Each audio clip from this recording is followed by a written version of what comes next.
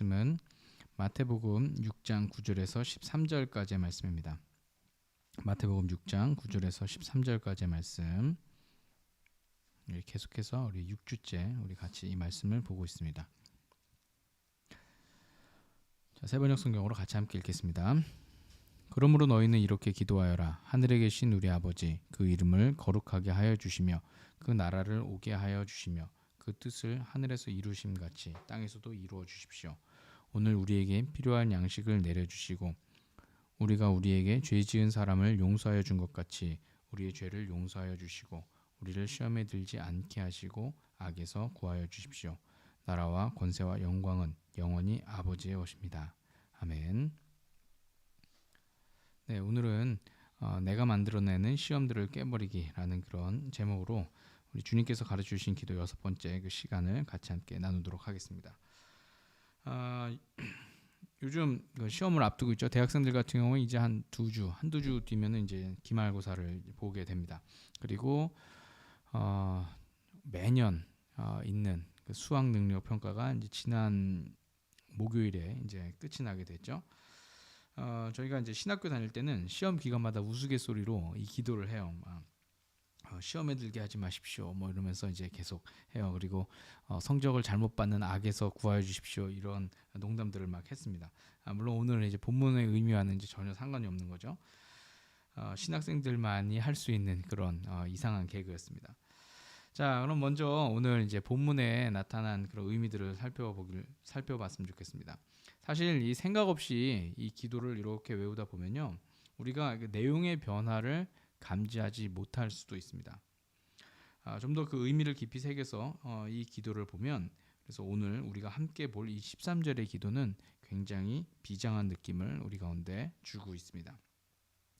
그것도 그럴 것이 시험, 페이라쪼라고 하는 그런 단어인데, 시험하다, 시험이라는 이 단어와 또 악 또는 악한 자들, 포네로스라고 하는 이런 단어들이 등장하기 때문이죠.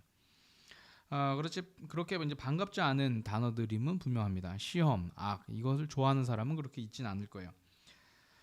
자, 그렇다면 왜 예수님께서는 제자들이 기도를 가르쳐 달라고 해서 제자들에게 기도를 가르쳐 주시면서 왜 기도 말미에 이런 기도를 남기셨을까요?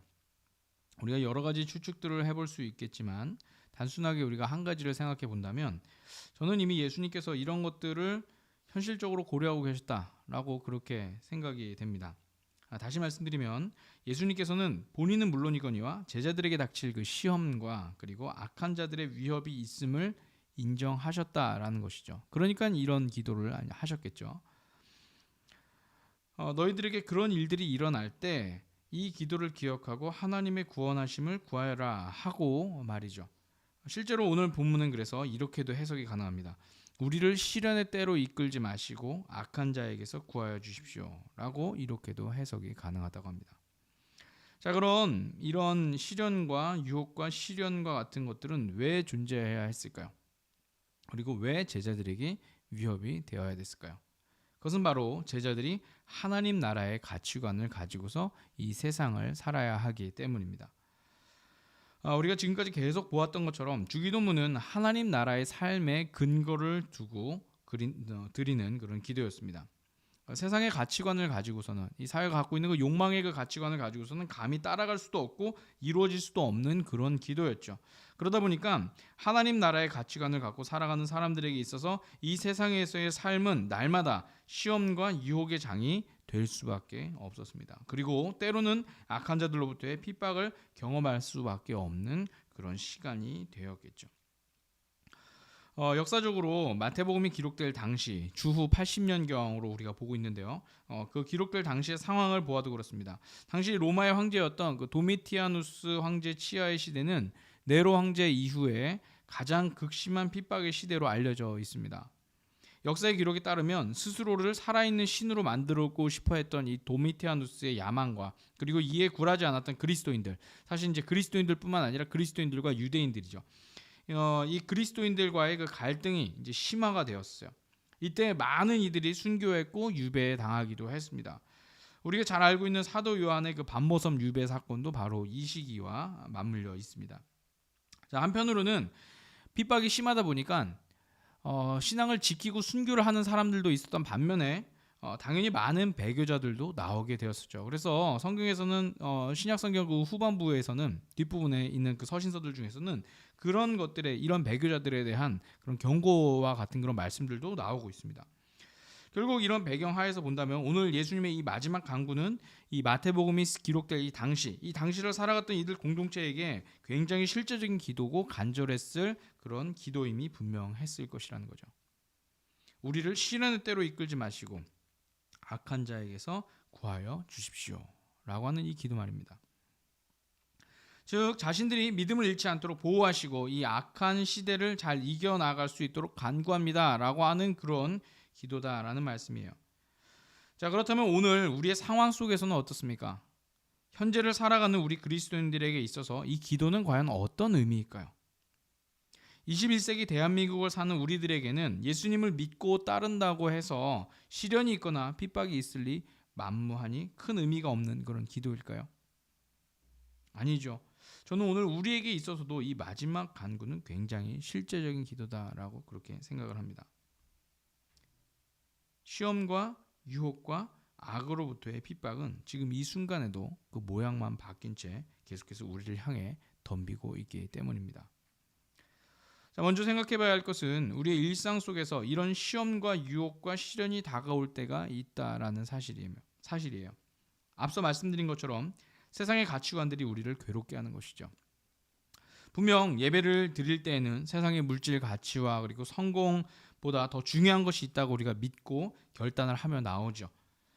그런데 여전히 이 사회가 우리 가운데 던지고 있는 그 가치들은 이 세상의 물질과 그리고 세상에서의 성공이 중요하다라고 그렇게 강요하고 있어요.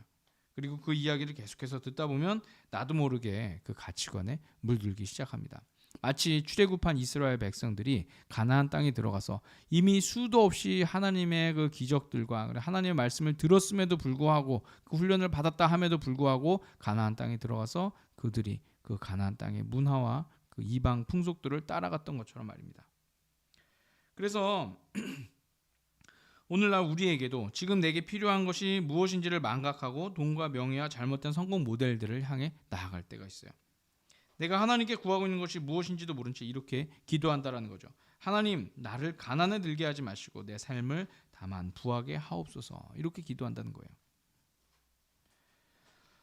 제가 신학대학원 마지막 학기를 남겨뒀을 때 강남의 한 학원에서 강사 요청이 들어왔던 적이 있습니다. 과거 제가 인터넷에 이렇게 올려놨어요. 제가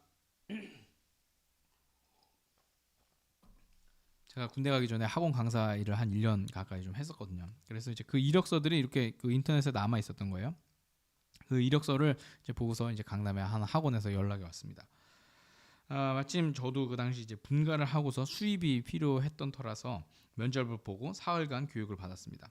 갔더니 이제 저뿐만 있는 게 아니라 이미 여러 학원에서 강의를 하고 계시는 그 선생님들도 오셔서 이제 같이 교육을 받았어요. 학원만이 갖고 있는 그 시스템과 급여 체계, 향후 전망 이런 것들이 이제 어떤 방향으로 진행될 것인지에 대해서 이 부원장님을 비롯한 그 행정 실무자들이 나오셔서 이제 설명을 막 해주셨습니다. 당시 이 조건이 굉장히 파격적인 조건이었어요. 시급도 굉장히 좋았고요. 그리고 이제 일거리도 좀 굉장히 많았고 당시 제가 살았던 그 일산 지역에서는 이제 거의 블루 오션과 같은 그런 상황이었습니다. 그래서 적어도 저는 집중해서 그분들이 말하는 것을 이해하려고 막 애를 썼습니다. 자, 그런데 그때 원장님으로부터 들었던 그 말이 있었어요. 그 뭐냐면 잘 입고 다니세요. 선생님들 잘 입고 다니세요. 두 번째 뭐냐면 좋은 차를 타고 다니세요. 이렇게 이야기를 한 겁니다. 그래야 학부모님들이 저희를 보고 잘 나가는 강사로 인정을 한다라는 거예요. 그게 이제 가정 방문을 해서 이제 개인 과외식으로 이제 하는 그런 학원이었는데 부모들이 이제 선생들이 이렇게 쭉 들어오면 차부터 본다는 거예요. 무슨 차를 타고 오나 봤는데 이제 차가 별로 안 좋다. 그러면 이제 거기서부터 깎인다는 거죠. 그리고 현관에 들어올 때 이제 옷차림을 본다는 거예요. 옷차림을 딱 봤는데 멀끔하지도 않고 좀 이렇게 입고 오면 그것도 무시한다는 거예요. 학원 그러면은 이제 학원에 요청을 해서 선생 바꿔달라고 저는 시덥지 않은 학원 강사를 보느냐 이런 식으로 이제 컴플레인이 온다고 합니다. 자, 그래서 학부모에게 뭐 잘 보이기 위해서 어차피 뭐 이쪽 교육은 이제 학부모님들한테 인정받는 것이 중요하기 때문에 잘 치장을 해야 실력을 발휘할 수 있는 기회라도 주어진다 이렇게 이제 이야기를 한 거예요. 자 그런데 이제 그 당시 그 원장님의 그 이야기가 얼마나 제게 은혜가 됐는지 모릅니다. 그래서 학원 교육을 마치고 강남 거리에 이제 쭉 세워져 있는 그 외제차 다니고 있는 그 외제차들을 이렇게 보면서 어떤 차를 살까 아직 돈도 안 벌었으면서 어떤 차를 살까 막 고민을 했어요. 그리고 백화점 들어가서 어떤 옷을 입으면 좀 멋있어 보일까 이런 것들을 막 고민을 했습니다.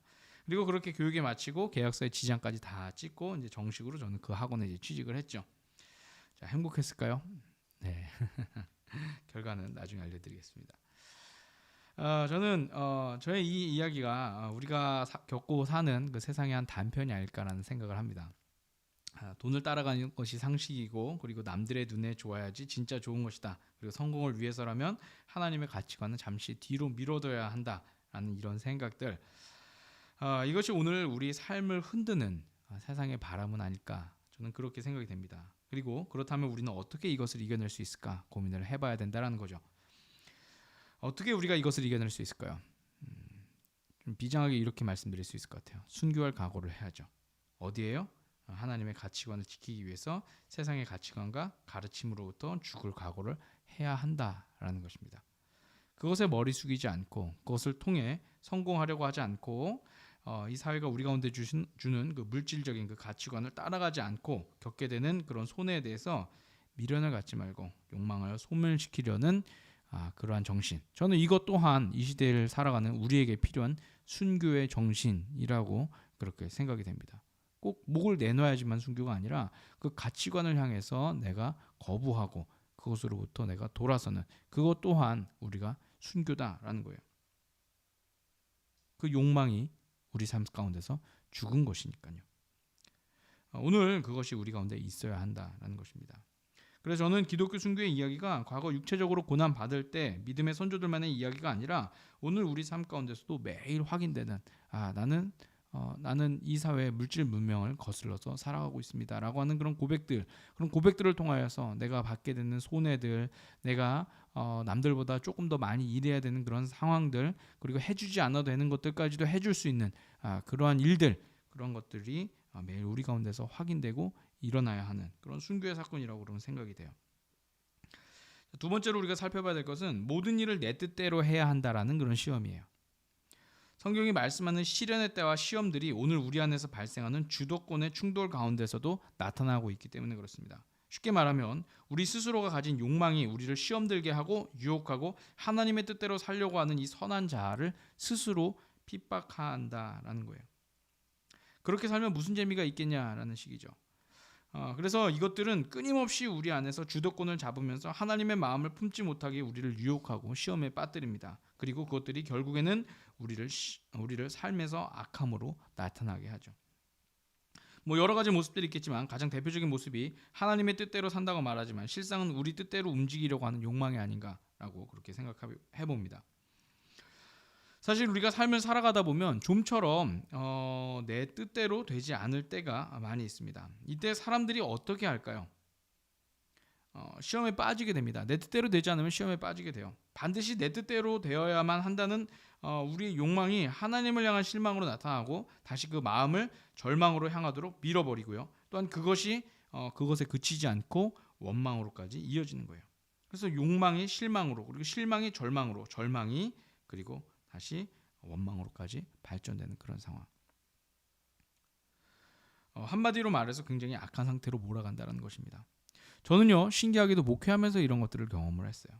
목회를 하면서 모든 것들이 다 이제 주님 뜻대로 왔으니까 모든 것들이 다 잘 되겠지라는 그런 기대와 이런 것들이 어느 순간 그리고 나도 성공한 목회자가 돼야지라고 하는 그런 성공 신화에 빠져 있을 때 그런 욕망이 하나님에 대한 실망으로 나타나더라고요.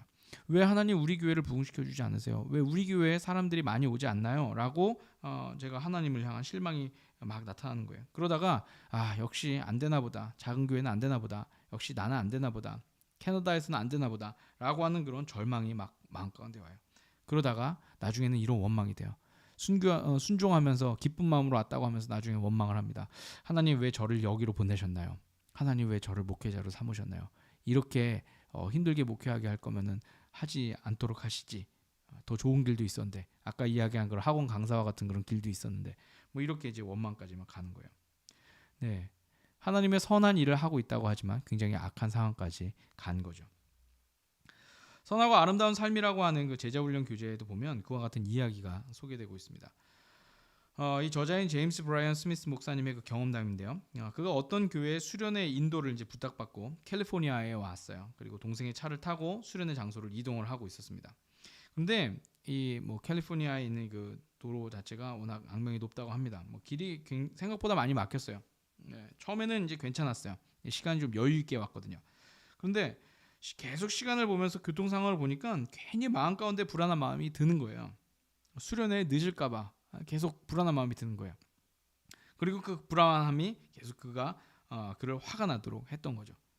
단순히 이제는 길이 막혀서가 아니에요. 그 분노의 본질을 이렇게 자기 스스로가 이제 돌아보니까 자신의 뜻대로 상황이 움직여지지 않는다라는 그런 불만이 있는 거예요.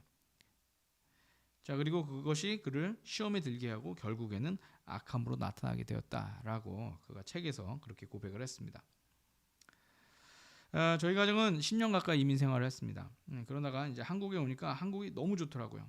제가 어떤 분들이 저에게 이제 왜 캐나다에서 한국으로 들어오셨어요? 캐나다가 더 좋을 텐데 이렇게 질문을 하면 제가 그렇게 우스갯소리로 대답했어요. 아니에요, 한국이 정말 좋아요. 제 생각에는 천국 밑에 한국이에요. 이렇게 이제 막 말을 하고 다닐 정도였어요. 자, 그런데 코로나19 확산 이전까지 한국 사회가 워낙 이제 팍팍하다 보니까 이민에 대한 관심이 막 많아지더라고요. 뭐 어느 나라에 가면 청년들의 일거리가 많다라는 그 기사들도 막 나오고, 그리고 좋은 대학 나오지 않아도 그 나라에 가면 다들 안정적으로 살 수 있다라 그러고, 뭐 주 5일만 일하면 된다라 그러고, 8시간만 일하면 뭐 된다 그러고, 뭐 어떤 데는 뭐 주 4일 근무도 있다 그러고, 막 이런 뭐 이야기들이 막 돌아요. 그러면서 그것들이 후기들도 나오고 막 그랬습니다.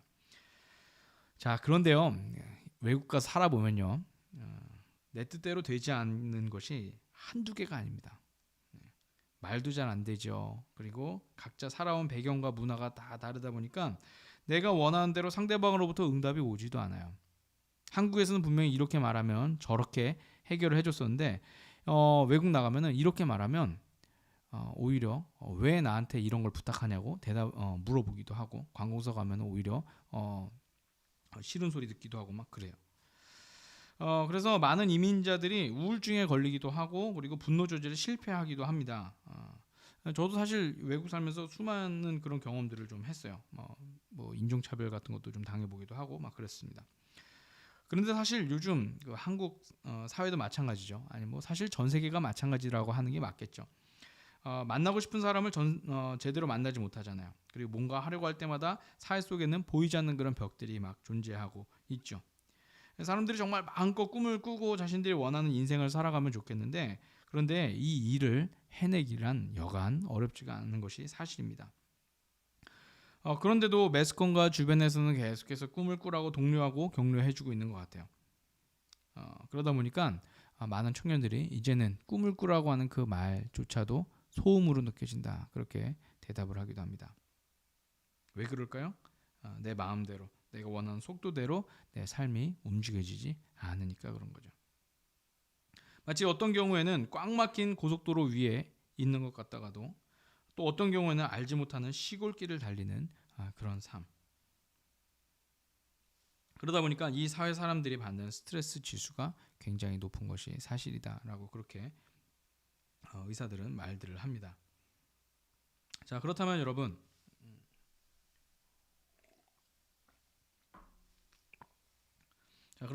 이것을 환경의 문제로만 두어야 될까요? 사회학자들이나 그 시대를 분석하는 사람들은 충분히 그렇게 결론을 내릴 수도 있습니다. 그런데 우리가 반드시 깨달아야 할 영적이고 본질적인 대답은 내 뜻대로 해야만 한다는 그런 시험을 벗어나지 않는 이상 우리의 삶은 늘 악에 휘둘릴 수밖에 없다라는 것입니다. 내가 삶의 전권을 갖고서 내가 전능자가 되어서 내 뜻대로 내 삶을 지배해야 된다, 내 삶이 나아가야 된다라고 하는 그런 시험을 벗어나지 않는 이상 우리의 마음 가운데는 늘 악에 굴복할 수밖에 없는, 악함의 유혹을 받을 수밖에 없는 그런 상황이 이어진다는 거예요. 그리고 그렇게 본다면 오늘 주님의 이 마지막 간구는 어쩌면 일상을 살아가는 우리들을 위해서도 반드시 필요한 기도다라는 것이죠. 우리 안에 존재하는 주도권에 대한 시험과 욕망의 악함으로부터 우리를 건져 주십시오라고 부르짖는 기도이기 때문입니다. 그리고 이 모든 시험과 악으로부터의 구원을 위해 주님께서는 우리를 하나님의 나라라는 큰 그림 안에 들어가도록 초대하십니다. 자, 설교를 정리하면서 지난주에도 소개해드렸던 티머시 R 제닝스 박사의 책 뇌 하나님 설계의 비밀의 한 구절을 인용을 하려고 합니다. 이 티머시 R 제닝스 박사가 바울 사도가 기록한 로마서 7장 21절에서 25절의 말씀을 가지고 신경 정신학자답게 이렇게 풀어서 설명하고 있어요. 먼저 이해를 돕기 위해서 로마서 7장 21절에서 25절의 말씀을 먼저 보여드리면요. 같이 읽으면 이렇습니다.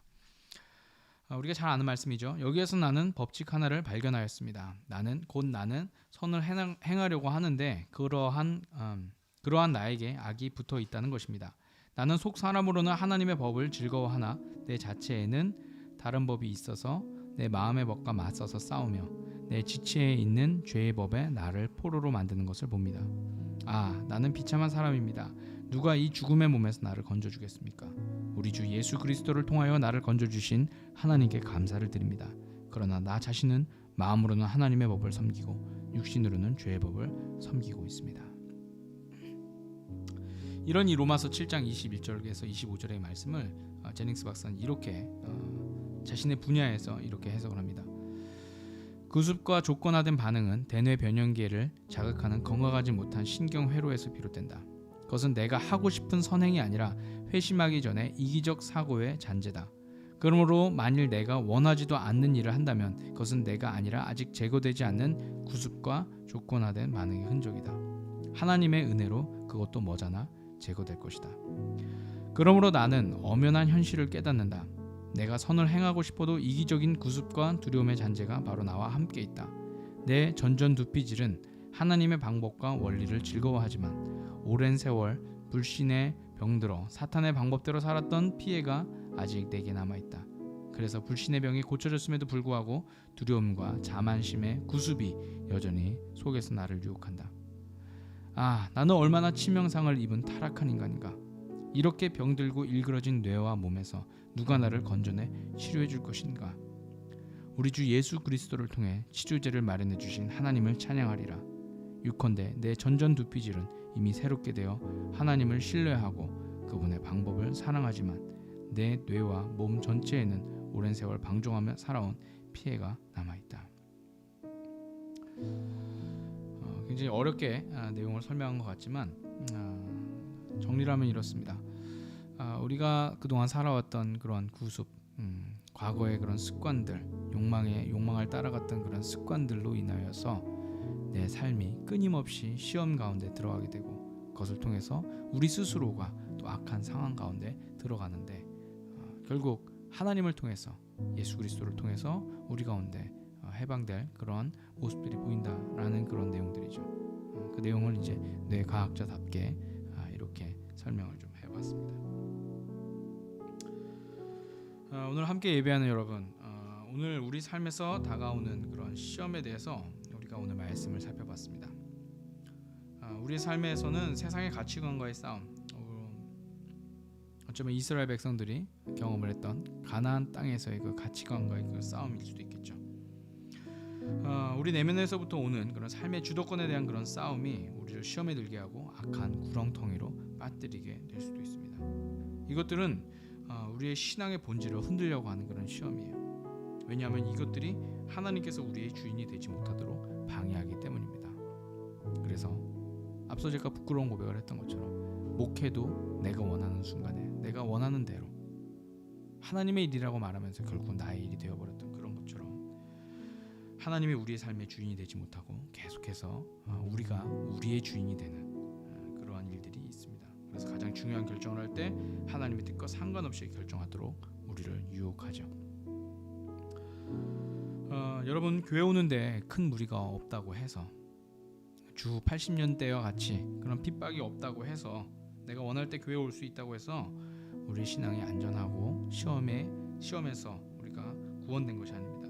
우리는 날마다 우리 삶에서 다가오는 이런 가치관의 그런 전쟁 속에서 주님의 깃발을 들고 우리 욕망의 고지들을 주님의 이름으로 점령하며 나아가야 합니다. 그리고 그렇게 우리가 하나씩 주님의 기도를 우리 삶 가운데서 이루어갈 때, 우리 삶 가운데서 이루어지는 주님의 그 나라를 바라볼 때 우리의 삶이 더욱더 온전해지고 건강한 신앙으로 살아갈 수가 있을 것입니다. 오늘 이렇게 주님께서 가르치신 기도 6개, 6구절의 그 기도들을 우리가 같이 함께 살펴보았는데요. 오늘 이 말씀들이 여러분들에게도 또 어떻게 다가왔는지 잘 모르겠습니다. 우리 같이 함께 우리 삶을 향한 질문과 그 다짐들을 생각해 보면서 우리의 말씀들을 한번 정리를 해봤으면 좋겠습니다. 첫 번째는요, 여러분의 삶 가운데 경험하고 있는 가치관과 세계관의 도전들은 과연 어떤 것들이 있는지 한번 생각해 보았으면 좋겠습니다. 여러분은 지금 어떤 삶을 살아가고 있습니까? 여러분의 직업 환경, 그리고 뭐 학업 공부하시는 그런 환경들, 그리고 여러분의 이웃들, 제가 다 알 수가 없습니다. 근데 여러분은 알고 계시죠? 나는 지금 어떤 것들에 있어서 신앙적인 갈등을 느끼고 있는가라는 거예요. 그리고 그것들 속에서 내가 계속해서 포기하지 못하고 붙잡고 있는 욕망들이 혹시 삽입되어 있지는 않은지를 좀 살펴보았으면 좋겠습니다. 외부적인 요인인 줄 아는데 알고 보면 내 안에서 포기하지 못한 것들이 굉장히 많이 있어요. 그래서 그것들이 먼저 제거되어야만 우리가 온전하게 우리의 삶을 다시금 점검할 수가 있을 것입니다. 세 번째, 우리의 삶에 나타나는 시험들의 원인을 찾아보고 그것들이 주님의 뜻과 상관이 있지는 않은지 돌아보는 한 주가 되길 소망합니다. 그래서 주님께서 우리를 올바른 길로 돌리기 원하셔서 우리 가운데 주는 계속적인 그런 자극들이 있지는 않은지 살펴봐야 된다는 거죠. 저는 이것이 일종의 그 도로 위에 있는 요철과 같다고 생각합니다. 우리는 우리의 속도대로 달려가려고 하죠. 30km, 40km, 50km, 60km 끊임없이 달려가려고 할 때 그때 만나게 되는 그 요철들을 볼 때마다 우리는 우리의 삶을 보호하기 위해서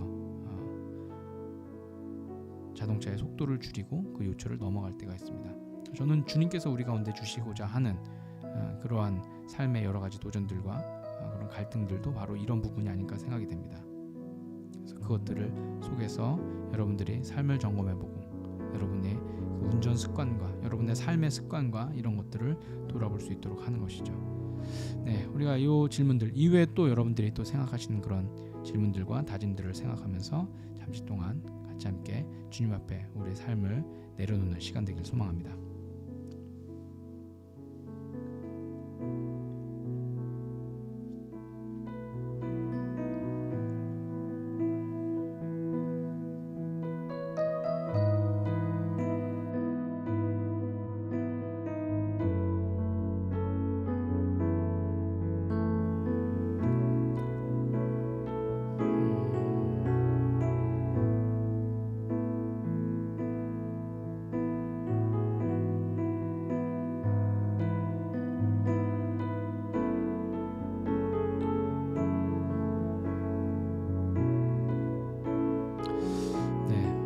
오늘은 우리가 함께 찬양을 부르는 게 아니라 우리 제이어스라고 하는 그런 찬양팀의 찬양 하나를 같이 들으면서 오늘 들었던 말씀들을 우리 삶 가운데서 같이 정리했으면 좋겠습니다.